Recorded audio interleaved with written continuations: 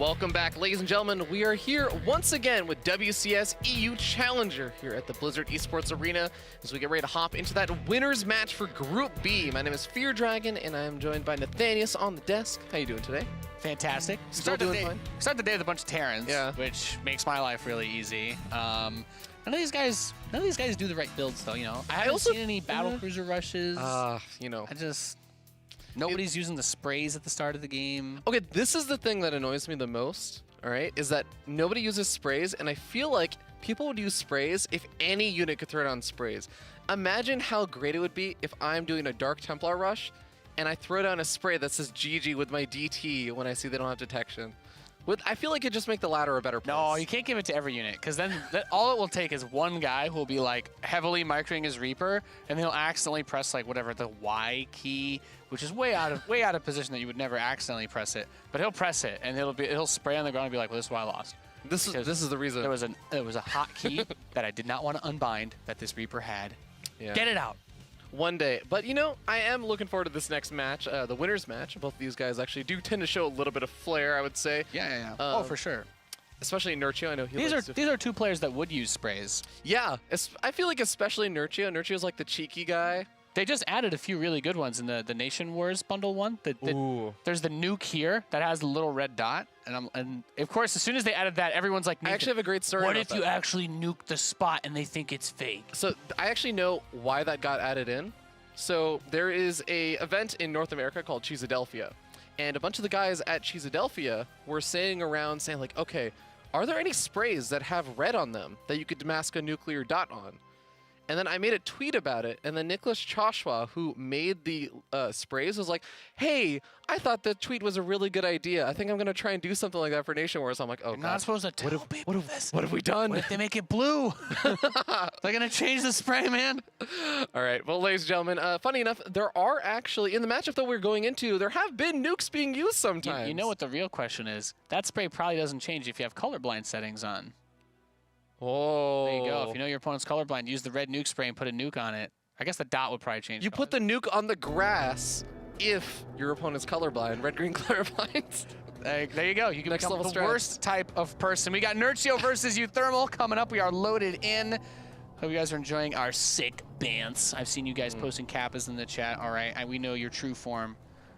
All right, it's fine. Down here in the bottom right, we have our red Zerg player. He is King Arthur himself, Nerchio. He's facing off against the Duchy, the man in the top left. He is uThermal. You know, Nate, it's kind of funny because these two guys are definitely, without a doubt, considered two of the best players in Europe. Oh, yeah. They haven't actually faced off against each other all that often in 2017. I think they hit each other maybe 2, maybe 3 times, even in online tournaments. So it's kind of funny that these guys have not really hit each other all that often, probably outside the ladder. Yeah. When I think about like the historical type of matches that these players play, Nerchio's been all over the place for me since like the first time I ever cast Nerchio. He was doing like really weird builds specifically tailored to his opponents. Like I think one of my favorite like memories is I was doing like B stream for a DreamHack like 5 years ago, and he's like, I'm gonna 7-row trush you, cross spawn whirlwind. Because he knew that 4GG was going to go 1 racks expand, 3rd command center with no bunker, because like that's just how in his head he was. 4GG was very sad after that one, obviously. Do you miss 4 spawn maps? 4 or 3 spawn maps? You know, after not having it for a while, as somebody who streams, I like removing randomness because it makes my life easier because like, you know, obviously I never have to worry about if somebody like knows where I spawn and I don't know where they spawn. But Terran doesn't have as many cheeses that I think are as good on those maps. But I do miss some of the map designs. Whirlwind, personally, I go to that map because it is my favorite map historically in StarCraft. Whirlwind's my favorite map. So maps like that weren't as bad because it was very big. So the area that you had, it was also very easy to defend, right? There was no easy way into your main because there was no connector even for Reapers or Blink Stalkers. You could only go into the natural on that map. It wasn't like Taldarium Altar where it's like, hello. Yeah, but for maps everywhere. For maps like Frost, oh boy, those were annoying. I do miss maps like Catalina though. They had a bit of both. Even if it wasn't perfectly symmetrical, it had a bit of both. We have the Reaper coming in here for uThermal, trying to scout out what Nerchio's up to. Surprise, nothing really that crazy. it's a pretty normal build from the Zerg player. It's a pretty normal build from uThermal. The real questions that we're going to ask ourselves when we look at this matchup are, what comes out of the starport? Is it going to be that fast Viking? Will he go for a fast Banshee? The Raven memes early are still a thing, even though the auto turret cast range got reduced. It lasts a little bit longer than it used to, so that damage is still very strong if you can get the turret in position. And we saw auto turrets kill some queens in yesterday's matches. So really, I think Terran sets the pace of Terran versus Zerg in the current meta, unless the Zerg cheeses. But Nerchio does slip a few Lings in here. Yeah. With that one Marine. Oh, nice lift up on those supply depots. Absolute perfect moments. Keeps out the other 4 Lings, which actually would have caused a little bit more, I guess, grief, as there are 2 Hellions popping out, but it's still very annoying when they get into the main base. Also, really well done by uThermal. uThermal has probably some of the best Reaper control, just straight up. Oh, yeah. Well, I mean, if we think about maps when we had, like, Belshir, Vestige, and whatnot still in the pool, when you watch uThermal play versus Zerg, if we had the old Reapers, if they had never had the damage on the grenade nerfed or the cooldown nerfed, we would most certainly have seen uThermal start this game with 3 or 4 or 5 barracks. God, careful right what you next to that cliff, you know. Careful what you talk about, Nate. You might have all of the Zerg players tune out and just suddenly realizing and remembering the horrible, horrible era. It's the best. Those are good days, you know. I enjoyed those days. Well, Terran actually has a similar level of threat power, I think, versus Zerg, and that's kind of what I was getting.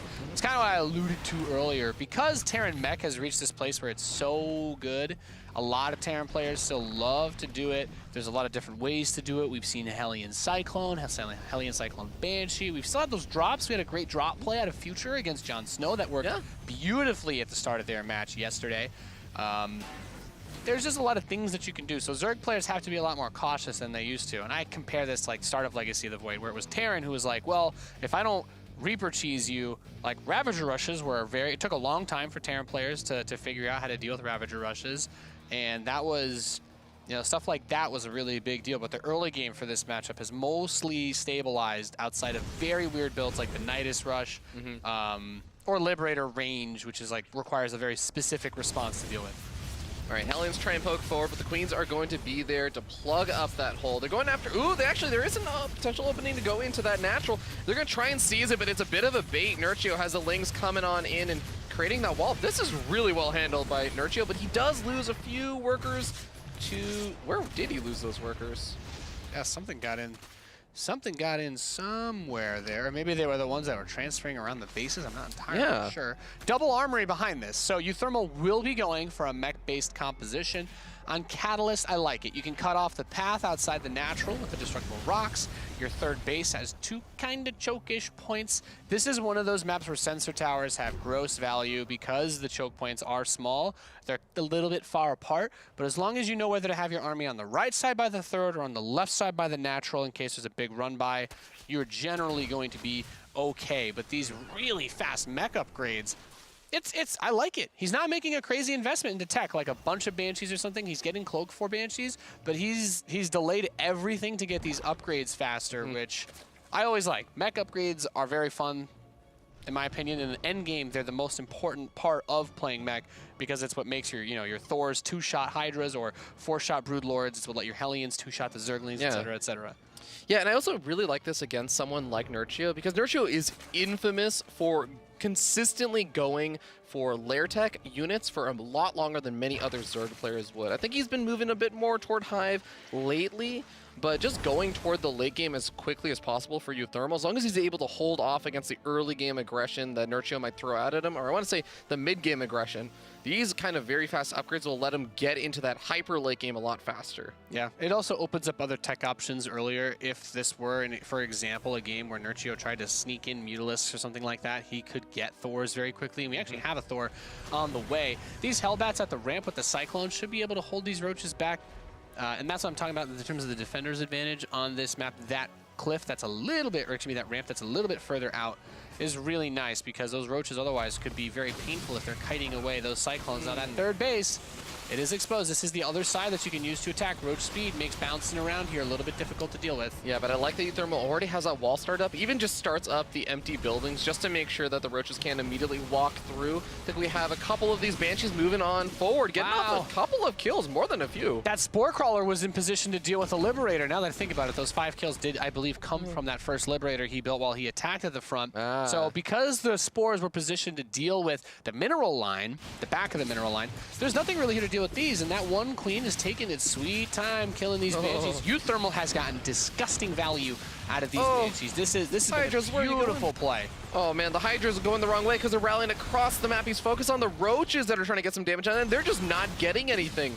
The Banshee, oh my god, it's out of the range of the Spore Crawler. Drones. It's starting to kill Queens. Well, I mean, he's shooting down the Queens at that point. There's a lot of missed opportunity. I think the damage into those Queens, if he could have gotten like a few more workers. Not that it matters at this point. 21 drones is an amazing amount to kill because we just saw those Roaches take out one of the tanks. Now, in a world where Nerchio is able to saturate those 3 bases, doesn't lose 21 workers, maybe he puts some drones on the 4th, but he could also just build a crap ton of Hydralisks and make a huge push towards that 3rd base, which, let me tell you, as somebody who has thrown units away and then had the Zerg player do that to them, it really sucks. It's really hard to deal with. So he has to put his money towards drones. This army could be twice as big otherwise. So this is a great way for uThermal to slow down the mid game. As a mech player, you want the mid game to go as slow as humanly possible. And then at the end, if you want to start throwing transformation servos, Hellions or speed Banshees, range Liberators, etc., yada, yada, yada, you have that option. You have those capabilities because you have your upgraded tanks spread out and they're able to defend you from harass. Yeah, and I like that Nerchio is going to be moving in with this attack force on the right-hand side. The Hydra's potentially going to be able to chip away at this wall, but there is a siege tank already set up here, so I think that uThermal should be fine, and yeah, Nerchio's just giving it back up. But I feel like Nerchio is one of the best players when it comes to getting those perfect engagements, attacking from multiple different sides, and that's kind of what you need when you want to go for that mid-game fight. Yeah, this game's going to get a little wonky, though, as we see Swarm Hosts being added into the equation. Ooh. Swarm Hosts, the most influential change that they've had in Legacy of the Void versus Mech was the loss of their speed off of creep. So this army's going to take some pain, but uThermal needs to recognize this very quickly. He needs to get Blue Flame for his Hellions. And in my opinion, one of the best ways that you can deal with Swarm Hosts as a meching Terran is to get enough Blue Flame Hellions that as the Locusts land on you, you can just plow through them. And instead of playing this war of attrition, you let that, 30 supply that's just sitting there while the Locusts recharge, you let them do that. You push up and attack as soon as you can, turn them into Hellbats, because the Hellbats with Blue Flame will 2-shot the Locust waves, which is very, very important, because as long as you can just plow through that, the Locusts aren't as good at harassing anymore without that creep spread, because they just move so slow off creep now. Yeah, it's sort of weird to think about a mech army with siege tanks and everything else out-positioning a Zerg army, but that is kind of what you can do when it comes to those Swarmos, because like you said, off of creep, look at how slowly they move. It's really about the Hydras that can actually chase down units. And hey, they get on top of the siege tank and the Cyclones. At the same time, uThermal defending on the low ground, but losing the high ground fight. Yep. Swarm Hosts gain value over time as you continue to launch waves of Locusts. And I love this. uThermal starts Blue Flame. He starts Transformation Servos. He's still going to get his +3 attack, which is also really important. And armor is not bad. I think at this point it just comes down to being able to afford it. But actually instead he wants to go for ship weapons. So he's already thinking about having some anti-air capabilities in the sky. But catching these Swarm Hosts here would be huge if he could pick off 1 or 2 of them. Yeah, the Locust is about to come off cooldown in a few seconds, and there it is. They can launch that next wave of Locusts. I don't know that they necessarily so many Hellbats. As long as the tanks aren't sieged. Without Blue Flame, it's not as easy as it should be, because he should be able to just clear them all in 1 wave or 2. And now he's out of Hellions. This is what I was talking about. When you're playing against this style, you want to just make sure that you're rallying Hellions across the map to support those forces. He should be able to pinch these Swarm Hosts pretty easily now. Oh no, they're getting caught in a really awkward spot. The Hydras are trying to force some of the uThermal's units into a bit of a weird spot. The Swarm Hosts are still so far away from cooldown. He's still got 20 seconds, or it's gonna be 15%. He's gonna burrow, and this is an amazing pickup for uThermal, killing off all of the Swarm Hosts. His army's out of position, yes, but those Swarm Hosts represented a huge investment for Nerchio. He's a non-maxed Zerg, and he has no bank. Oh boy, this is getting really, really weird right now as we see that uThermal's engaging without his siege tank siege up. He's landing his Vikings and he says, well, hell, I don't need them. You're not really getting out anything with Hive Tech. I mean, the Vikings with Transformation Service are jumping jack champions in 2018. Now, with the reinforcing waves coming up, he's able to get a lot of damage done. Wow. But it also allows the Cyclones to do their thing with that really fast attack. uThermal's leaning very heavily into Cyclones with this army composition. Yeah, oh my god, these two siege tanks are still here. They're just whittling away at this army. Nerchio's like, wait a second, where are these siege tank shots coming from? Good God. Oh, they've been there ever since the Swarm Hose pinch. He's taking a trip to Value Town over there with those tanks. We are going to have tunneling claws added into the equation. And you know that Burrow is done, so those roaches can be tried, you know, you can try to throw them around, do multi-pronged harass. I think if you're building this many Cyclones, uThermal, you're already getting Vikings, get another starport at least, a Raven or two. With a Cyclone anti-armor missile, it cannot be overstated how powerful that anti-armor missile is when Cyclones are able to fight in protracted engagements against Zerg forces like this. Needless to mention, of course, the damage itself that the missile does, since it cannot be dodged and it moves so fast that splitting is basically impossible. Yeah, it's not a fun one for Zerg players to deal with, especially if your composition looks like Nerchio's does, which, by the way, he's finally adding on that first Viper, which I think is, again, it's a classic Nerchio move. He has up Hive Tech mostly for things like upgrades, but he's not really using it to get out super fast Ultras or Brood Lords. And I'd like to say that Vipers will actually not be as good versus this army composition as it would be against like a very tank-heavy mech, since the Cyclones are faster than Hellbats and unsieged tanks. So Blinding Cloud, yeah, you can stop them from shooting. It can give you a window of opportunity since the Cyclones mostly don't want to move, but because they can move, Blinding Cloud will not be as effective as you would see in other scenarios. And we have a scouting burrowed roach moving forward. And oh goodness, missile a scan turret now would be cash money cash, but oh, there it is. Wow. It's a little bit late, but it's okay. The roaches will get away. Yeah. When I say late, that's, I mean, if he had done it at the, there was a moment where it could have been devastating for Nerchio as he got a little too close to that wall, but this Cyclone count is disgusting, and he has +3 attacks, so they're doing that full fury damage. Yeah, that armor upgrade would be really helpful here for Nerchio, because the armor upgrades help out as much as the weapon upgrades help out the Cyclones, but Hydra's on the right. When the Cyclone has that the 0.1 attack speed, every little bit that you can reduce on that counts so much. The Roaches try to split up, get some SCV kills. uThermal actually overmade SCVs a fair bit. As a Terran player, your ideal worker count is about 66. When you're playing mech in the late game, it goes down to like 50-some, since you can usually get an extra orbital or two, and you're really just limited by gas income at that point.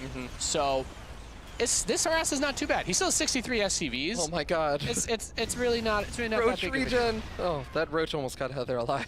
And now he's upgrading the lock-on for the Cyclones that will make the first 12 shots hit very quickly rather than just the first 4. So the Cyclones are turning into anti-air beasts. But I am still surprised to see so many Cyclones be worked into this army. I really believe that if you're going to play a comp like this, and it comes down to the mobility, a Raven would be indispensable with a force like this. But there's just so much meat between the tanks and the Zerg army that maybe there's just something here that he's got to have had some very interesting games practicing this build to bring it out here in WCS. Yeah, and saving it for Nerchio. Okay, there's some blinding clouds coming down, forcing these Cyclones to get in up and close to the Roaches and Hydras. But now actually the Hydra's affected by the blinding cloud, moving into the Cyclones. That's a little awkward. That ability is non-discriminatory. It blinds everybody. Oh boy, and that was actually a really, really nice adaptation there for uThermal. Just back it up and saying, okay, well yeah, if you want to fight me, come into your own blinding clouds. But now he snipes off that base. The siege tanks move forward. He's been able to clean up a lot of the creep spread. And let me tell you, Nerchio has had a ton of creep spread and tumors. Yeah. I feel like Nerchio's very caught off guard by the number of Cyclones here because I'm like, man, I tried to do Cyclones on ladder, and then like Jillian just somehow just feels like it never works. But he's managed to get this against this Roach Hydra Viper where the blinding clouds are useless, and there's so many Cyclones that with that high health pool they have, you can't really just burst those down, and more importantly, you can't get to the siege tanks. Oh god. You know it's bad when there are enough Cyclones that you can just actually kill eggs before they finish making a Roach. That's when you know you've hit critical mass. Yeah, and then of course the Roach evaporates in half a second to these Cyclones as we see there. They got their, I love it, it's like the laser sights upgrade, basically. It's like, yeah, we found the red dot on the map. That's the, you see the little red lines coming out of them. That means they have that anti-air upgrade so that they shoot a lot faster versus air units. Okay, well, here we go. Here's another big engagement. Siege-Tanks on the low ground are sieged up and getting some good damage done on the Ravagers. Ravager, Corrosive Biles, knocking out one of the tanks. uThermal starting to lose out on a lot of his Cyclones and is actually kind of trapped by that ramp. Yeah, that ramp position was pretty rough to work with. The tanks got a ton of damage in, but I think the most important part of all of this Fear Dragon is he's been able to take bases behind it. We see right here this east base. He's got the northeast base. He has the center base. So weirdly enough, despite the fact that he's playing mech, he's building expensive units that are slow. I mean, these units are moving around pretty damn fast. He's been very mobile with them. He's adding on extra factories. He's like, I don't want to play Starport. 8 factories. I don't need no Ravens. I'm a strong, independent Terran who doesn't need no anti-armor missile. I can win this game without spamming the Dorito cannon. So let's see what he can get done with pretty much just Cyclone Siege Tank. Barely even any Hellions. It's just so weird to see this brought out. I've not watched a game like this since Innovation was like, hey guys, these are Cyclones like a year and a half ago. Yeah, Cyclones were very different back then as well. So yeah, exactly. It really is uThermal's own kind of like blend on this TVZ style, but it seems like Nerchio just says, okay, I'm just going to keep making some more of these Vipers. I mean, how would you feel about something like Broodlords in this situation? Well, it would be nice if you could get them out, but the hardest part is, like, in terms of the composition Nerchio's gone for, he only has 5 queens. We're not seeing, like, that 13, 14 queen mass transfuse setup. And even that, how well would it work against the Cyclones with their health pool? If they can lock onto those Broodlords, they'll destroy them crazy fast since they have the upgrade. I think it would take the full volley of, what? For those first 12 shots, the full volley of 2 Cyclones to kill a Broodlord. So if he's got 15 or 16 of them, in the first few seconds of the engagement, he should be able to kill at least half of any Broodlord count. Not to mention, he has Vikings with this army, too.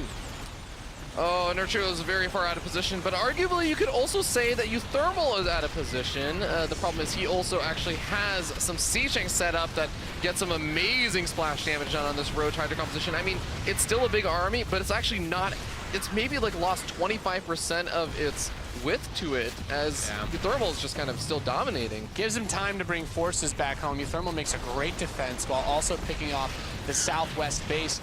Needless to say, the rest of his expansions are basically fine. He loses another 20 workers. Oh no, he still has 60 SCVs. It's no big deal. He's a rich boy, and he knows it. GG, uThermal takes the first game in this series. I love it. Yeah. That was very weird. I think that this is a great example of that whole, you know, thing about what I was mentioning earlier when it comes to options that Terran has versus Zerg, where Terran sets the pace of the game. Because Nerchio, like, you could say, oh, Terran players going mech. And in the old days, that meant they're going to try to build tanks, maybe get Vikings if you go Broodlords with some Hellions, and Thors if they go Mutas. And then MVP came along in like 2012 or 2013. He's like, I'm going to just build Thors and Banshees and Hellions. And things got a little weirder. You need a lot more roaches. But now Mech is like, well, he could do that. He could do the Thor build, but he can also do Cyclone Tank. Yeah, that's a thing now, I guess. Not really a whole lot of Hellions once he got his extra bases up. And there's still other styles that people use with a lot of Liberators. You still have, you know, the NA style with a lot of Ravens. We need a name for all these different type of mech styles, because we can't. It's not even fair to just call them all mech, because they also play so differently. It's like the mobility level of everything changes, the straight up engagement strength changes between all these compositions. Because you would say, a lot of people are like, well, how do you beat mech? It's like, oh yeah, we'll just kick a couple bases, get to Broodlords. It's like, well, my opponent has 25 Cyclones and 10 Vikings.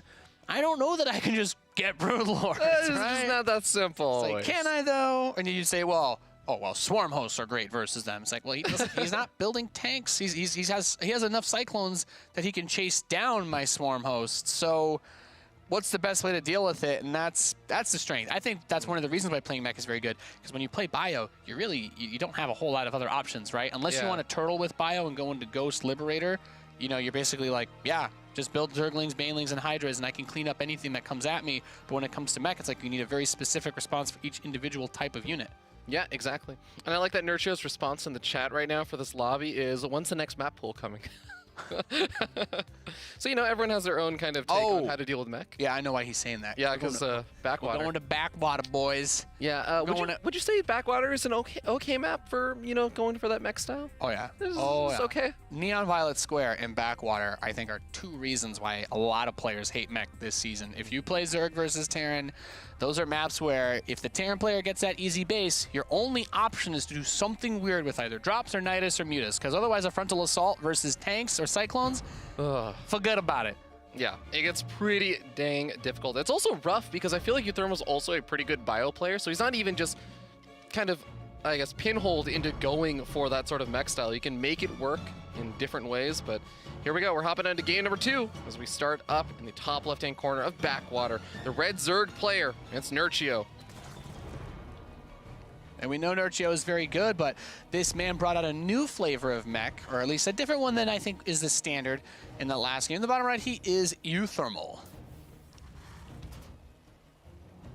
But I think it's a really important thing to stress that one of the reasons why mech has become good isn't just the unit buffs, but it's because if you're saying, I'm going to play bio, for a Zerg player, you know what that means 99% of the time. I think 3 times in professional StarCraft history, I've seen a player do a non-standard bio build like Hellbat, Marauder, or like, you know, like I think Marauder Hellion was like a build that like got used like once or twice back on like Daybreak when I was still in daycare.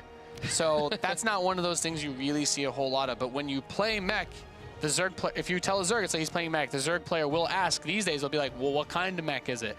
Is he rushing is he rushing Liberator range and then going into like Hellion tank behind it and doing a big push before Hive? Is he, you know, doing this Cyclone Hellbat build? How do you feel about the Cyclone Hellbat build on Backwater? Because it is, like you said, Backwater's a great map for mech, but do you feel like it's a great map for that kind of mech? That was almost a very mobile mech. With the way the bases work, they're not really, like the bases on this map are really spread out as the game gets longer. But in that mid-game phase, when you're trying to slow things down, I do think it's better to play either bio or a more long-term strategy, like, or you know, more long-range based strategy, like going for, you can still do the early upgrades, but you can't focus on the harass as much unless you want to use drops. Yeah. Banshees are great on this map. This is one of those maps. So there's a spot behind the back pocket third and the main base where you can siege a Liberator with range, and it cannot be touched by anything other than queens bunching together, but the queens have to be in the range of the Liberators, so you need like 2 or 3 queens with enough energy to transfuse each other multiple times to pick off a ranged Liberator. So I've seen that spot mostly on Zerg streams where every single time I wait for it. I wait for the reaction. Oh, I've had some very colorful comments. That's one of my favorite things to do on this map because you know, I mean, hey, some maps Zerg players have cliffs next to my base where they can just chill and just look at all my stuff all game. Like, well, if you get that, then I get to siege outside your base and I can just chill. Oh man, uThermal almost got away with that SUV, just sitting in the brush. But seeing the third is really nice, though. Yeah, that is really, really nice. As I think there are still some Zerg players out there that'll do something cheeky. Let's not forget Nerchio did throw a Nidus in his first match of the day. So did he grab a third base with that one? I think he did. He did. It was like a fake third. But the third was quite a bit after he had that gold base already. Ah, going, yeah, so you're right. I think without that gold as an option, and since uThermal saw that the third was much earlier than it was on that Eastwatch game, he shouldn't be thinking about it in the same way. I would also like to state that one of the best builds versus a Nidus is if you're opening up with Cyclones, and if you add Banshees to that, because I've had games, you have those games where you're like, oh, 1 or 2 Cyclones, like they can almost kind of do it, but if you have 4 Cyclones, it's pretty doable. If you have 6 Cyclones, that Nidus will always die before Queens can get out, and even if they try to transfuse it, like you will win that. So if you're playing versus someone that has a tendency to build Cyclones at the start of the game, unless they're out on the map, they're very, very good defensively. Yeah. 6 Cyclone DPS is pretty dang strong. You'll have to wait until like AlphaGo starts playing StarCraft before you get something that can actually transfuse in time. Yeah. So this is just one of those cool scenarios where the Terran player has the lead, they have the advantage in the map. I say this as a Terran player, of course. So with the Baneling Nest coming in, with Hellion opening, I think uThermal's micro should be fine to deal with this. He's going to go straight for a Liberator at the start. This is still a good map for Liberators, regardless of whether or not you get range for them, since you don't have a whole lot of wiggle room. Well, Lings for Nerchio, going to be moving around the map, just keeping an eye out on things. And of course, the Overlord did scout out the starport without the tech lab, so he knows it's not going to be a Raven or a Banshee super quick. I think that he probably should have a good read that it's not going to be a Medivac either, just because he didn't really see a lot of Marines or even Widow Mines. But nope, these Hellions are just going to try to run by. I think you see those Queens, you know that 2 more Queens will be able to shoot at you, so you're just going to pull back. You don't want to lose that weakened one. but especially since there are a handful of Lings. Those are the ones that, even though they won't kill your Hellions, they're going to hold you in place for those Queens to keep shooting you. And look at that. More Cyclones on the way. I'm expecting to see 2 Armories start up. He's taking the gas in his natural now, too. Okay, Liberator sieges up in a nice spot. Got to be able to deny some mining. Gets a worker kill. Spore Crawler going to have to reburrow in a better position to try and take out that Liberator eventually. But the Hellions also still looking for an opportunity. Yep, the biggest move that you can make when you're doing this sort of build is to run the Hellions and right as that Liberator sieges, because you know that the Queens are usually going to be pulled to deal with them, so it gets a good amount of Ling and drone kills at that natural expansion. The drones come back and they all line up, going back to mine. 9 worker kills plus by those Hellions, and I would say this is a fantastic start for uThermal because it's backwater. He has a wall at his natural, Cyclones are coming out. What are you going to do about it? Yeah, there's not really a whole lot that Nerchio can do in reaction at this point. I mean, what's he gonna... The best thing I can even think of, again, is like doing something like going for a Nidus Worm play, but like you said, there's gonna be a lot of Cyclones coming out. You're not gonna Baneling bust the guy who has who has Hellions and Banshees in the production tab. He's gonna try, I think. This comes down to Nerchio's control, and also uThermal is going to have to slip up here. He doesn't know about this, He shouldn't expect it, because it is a really odd thing to see. But he's going to take a huge amount of loss in terms of supply depots, so he won't be able to build too many more units. He just needs to pull those Hellions somewhere safe behind the Cyclones and not lose too many SCVs. Yeah, I mean, loses 11 workers. That's not exactly great, but it definitely could have gone worse. Yeah, 11 SCVs is still fine. I think based on the damage that he was able to do, Nerchio still only has 59 drones. He's taken the 4th base, but let's not forget that the tech setup, he has some... Hydras are coming out, but the Banshees are going to go across the map. Now, the real question I have, I guess during all of this madness, the Armories were able to finish. He has not started as 1-1 for his mech, which is very important. The sooner he starts that... Okay, there we go. Now it's on the way. The value in that when you play with, like, Cyclones is way too much to forget about. So the bust getting those SCVs was nice. I think in situations like that, you usually always want to try to pull everything around the Cyclones, because the less they have to move, the better they are in combat. And at least this game, it looks like the Banshees aren't going to grab 21 kills on their first foray into the Hive. Yeah, but, you know, they're still going to be able to look and try and find some damage. Oh, Overseer about to finish up. One Banshee goes down. The other Banshee losing some hit points as well. Doesn't even kill a Hydra. So great defense by Nerchio to start things off. And he'll find himself in a much better position than we saw him in the last game. I will add that because of the way that you can spread creep on this map and the lack of pathing between that back pocket base, actually makes Swarm Hosts very difficult to deal with on this map for mech. Well, Banshee actually finding 1 Hydra kill, and also I want to note that these were the Hydras that I believe were going toward that drop Overlord, so he wanted to drop a few units inside the 3rd base location for uThermal, so he's even just delaying that a little bit, which is nice. Ooh, gets back into the main base, might be able to spot up the Infestation Pit. Yeah, I wish he would go to the left a little more. If he had seen that Infestation Pit, that would have been so nice, but look at uThermal. He's getting ready to do sort of an early shove. He's got this Thor loaded up. Oh my goodness, did he see that? Yeah, he sees it. I would love to see him use. Is that Thor in high impact mode? Yes, it is, and the Cyclones are here.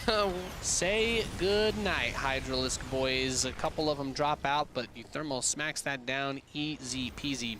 High impact, best mode for the Thors, baby. Yeah, it's pretty powerful. We end up seeing uThermal moving further onto creep, and there's not that much creep, honestly, so he should have no trouble cleaning this up. This attack hits with Blue Flame and 1-1 finishing within 7 seconds of the engagement beginning. This is huge. You do want to wait for that Blue Flame, and with 1-1, it is now complete, making this attack very hard to hold. The Banelings are going to be the key to success. He's trying to pre-spread the Hellbats behind these units. They can't actually run past the Thor, so the Thors are going to kill these bad boys off. Most of the Banelings are gone, and Hellbats still remain. Oh man, the Thor micro is also so on point. This Thor sitting there with 6 hit points left over, still alive. He's going to be able to get out of there with one of the Thors. The other one will get picked off, but the Hellbat's still getting damage done on the worker line. This is still a great push from uThermal. Yep, evens up that worker count. We have 2-2 on the way now for him, as well as transformation servos. We didn't really see Future make use of some of those extra upgrades like Blue Flame or the transformation servos especially, which is it's so important. It's so nice. Vikings are very flimsy units. They're not particularly amazing against anything other than exposed Brood Lords. But when you want to have them to deal with Vipers, you want to have them to pepper any other units that are in the air, being able to drop them down and turn them into that ground support as quickly as you can is still very nice to have. Hellions flanking the Hydras and Lings. I guess it works out with the Blue Flame upgrade. We're talking about how powerful that is. But the 4th base is also saved here for uThermal from their little run-by attack. There were 2 drop overlords loaded up with 4 Hydras each, getting ready to move into that 3rd. Seeing these drops, uThermal needs to seriously consider getting some sensor towers. Now, the Viking should force the Overlords to unload a little bit earlier than he might have wanted, which means the siege tank can blast from a distance, and that gives time for the rest of this army to come back and help. And Transformation Servos is done, so if he wants to land these Vikings to help kill the Hydralisks, he should be able to. Of course, he does want to get the drop Overlord first. A lot of the Vikings are going down, and we actually see target fire on those Vikings from Nerchio, saying, okay, if I take these out, I have my Hive Tech done. It looks like there was some counter harass at the same time as well, so grabbed a few drones at that 4th base. Yeah, a few drones going down to the Hellions. 5 Vipers in production now, too. Okay, so he's getting up the Vipers, but he's also gotten up the Ultra Cavern a lot faster this game than he did in the previous game, getting up that Chitinous Plating as well. So how do you feel about the, I guess, the Ultras as an answer to that kind of... I would say Ultralisks would have been pretty sick versus that Cyclone-based composition. Unfortunately, Nerchio is not going up against Cyclones this game. He has not built any Cyclones since the mid-game phase. He's got a lot of tanks. He's got a decent amount of Hellions. He does have that Thor, and this normal mech composition rolls Ultralisks. If you try to attack into a big, unless you can get on it. If you can get onto the tanks, that's one thing. As long as the Hellions keep the Lings away, and I would say probably Hellbats keep the Ultralisks attacking, away from the tanks can get an insane amount of damage done on those forces. There's a little bit of a danger zone, though. If you lose too many of these Hellions and your Hellion count really isn't up there at the time during the engagement, I mean, Hellions get produced very quickly, but they still take at least 15-20 seconds to be made and kind of rally into the map. So you need to make sure you have enough alive to take those fights. So if uThermal keeps bleeding out these Hellions, I am going to get a bit concerned for him. Yep, he really needs to keep the Hellions alive. The tanks are so important because those Ultralisks are going to be very scary to deal with, and he still wants to take Siege because he's got to deal with a lot of Hydralisks. This is really nice, though, because he's catching some of the Vipers, and he's burning out some of their energy. The less energy those Vipers have, and especially if you can kill any Vipers in this stage, the better. uThermal really needs to be careful about making sure his tanks are spread as possible. If they bunch up, there's that Blinding Cloud going to neutralize several of them. But the Ultras are not here. It's just Lings and Hydras. One of them's going to finally come up. And it's actually blocked. He's stuck behind the Hydralisks. And Nerchio couldn't start up any more of those Ultras because he was supply blocked by the Overlords dying. He is getting close to cleaning this up. The unsieged Siege Tank's barely going to be able to take out that final Ultralist. The Hydras getting pushed back. And I think uThermal is just barely starting to break his opponent. The next Ultra, he's only just now starting. Yep, he's trying to get a couple of drop Overlords during this as well. Might have even been a misclick at this point. And that Thor getting so much damage. And a lot of people don't realize Thor's 2-shot Hydras on the ground. They're extremely powerful against them. These Siege Tanks adding in a ton of support. And we see with Transformation Servos, those Vikings just straight up when they need them to kill off the Overlords or the Overseers, and straight down when you need that extra little bit of damage on the ground. This is so funny. Nerchio keeps getting supply blocked because all of these Overlords kept dying to either the Thors or the Vikings. And once again, he's basically having to trade out his army to free up supplies so he can make some more units and try and trade again. I just gotta say, this has been beautiful play by uThermal. He takes the series 2-0, but the real credit here goes to the army composition switch that he forced out of Nerchio, where he says, all right, you're gonna build more Lings, you can do Banelings. Totally not building Cyclones this game, by the way. And because of that, the Hellions get insane value all game long with Transformation Servos, without Blue Flame, picking off the Hydras outside the 4th, as you mentioned, getting the drone kills while that drop harass is hitting him. But more importantly, making Nerchio think that he wanted to go into Ultralisks versus mech, which versus a standard mech composition of Siege Tanks with that Viking Hellbat support, you do not want to go Ultras. And the Hydras weren't even that great either because everything was slowed down by him trying to get all of this other tech. Yeah, that was just really great series planning from uThermal. Yeah. That advanced preparation really paying off, and not only just coming out with a sort of, at least for us, new style of mech with the Siege Tank Cyclone-based composition that's really heavy on that, but then even busting it out and saying, okay, this will potentially force these kinds of reactions, and I'll be super ready for those reactions in the next game. Yeah, I really like it. I like everything that we saw out of uThermal. Congratulations to him. Nerchio is going to go up against Seoul to decide how this group ends. Yeah, that's going to be a very big one, but like you said, uThermal going to be joining the likes of, Showtime, as well as Hero Marine from Group A in the playoffs, but we'll be back in a little bit with that next match that Nathanius just mentioned.